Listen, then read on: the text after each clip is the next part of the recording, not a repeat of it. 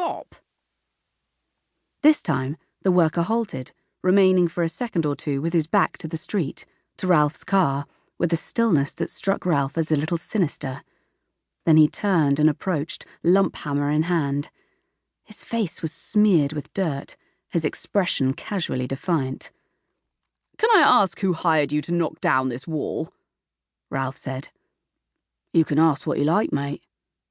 The accent was standard South London, not Eastern European as Ralph had naturally expected, and the mild tone made Ralph's own sound peremptory, officious.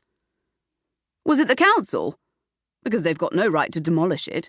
This wall is 100% the property of number 1. I've seen the documents with my own eyes." Occupying a generous plot next to Finn's house, semi-detached numbers 1 and 3 were the only pair of post-war houses on the street, and set back far enough to allow a short, shared drive, the only ones with private parking. The high wall on the corner, all that remained of the original Victorian villa that had been flattened in the Blitz, had in recent years been under threat by the council, who wanted to widen the left turn from Portsmouth Avenue, basically turning Lowland Way into a rat run. Supported by the owner of number 1, Old Jean, the Morgans had led the campaign against, and won. Since late December, when Jean had passed away, the house had stood empty, the wall forgotten. Ralph had taken his eye off the ball, evidently. A new thought struck him. Unless... Wait, is there a new owner? Is that who hired you? There is a new owner, yeah. There was a malevolent swagger to the way this guy gripped his hammer, Ralph's open window just swinging distance away. How easily he could bludgeon Ralph's skull if he chose. Ralph's fingers hovered over the window controls. He was experiencing a primitive antipathy towards this person, as if encountering a member of a rival tribe who'd entered his settlement without permission. He jerked his gaze back to the man's face, tried to size him up. He must be, how old? Mid-50s?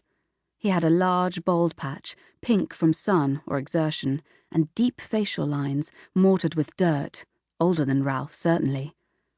Ralph coughed, the dust catching in his throat. "Can I have his number? I'll fill him in on the situation." "Another time, mate," the builder said. "I'm in the middle of something here." And returning to the wall, hammer raised, he smashed it with an unrestrained violence that made Ralph brace in his seat.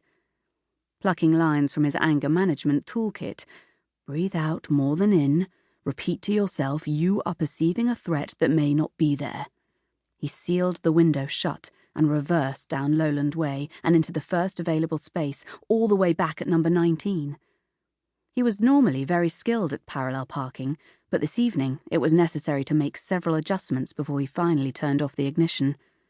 Checking his phone, he saw, too late, a missed call from Naomi, followed by a text. "New neighbour at number 1, looks tricky. Come straight home and let's discuss." Oh, fuck. Letting himself in, Ralph struggled to reconcile his horror at the wall demolition with the nervous exhilaration of renewed battle. "You seen what's going on out there, Nay?" "I certainly have." Naomi was in the kitchen at the back of the house, the co-founder of a website for mums of preschoolers, curator, not editor, she would correct Ralph. She was based at her partner's live-work unit a 20-minute power walk away, and usually had dinner underway by the time he arrived home. Ralph prided himself on taking over the cooking at weekends. Lean in grey activewear and tall even in black ballet pumps, she looked like a wife and mother in a commercial as she stood at the marble-topped island, tossing the glistening leaves of a salad. As usual, she scooped the cherry tomatoes to the top in the hope of hoodwinking the family's lettuce haters. At his approach, she turned, tongs raised. A strand of dark hair, long and smooth, policed regularly for grey, drifted into her eye, and she used an elegantly bent wrist to dislodge it.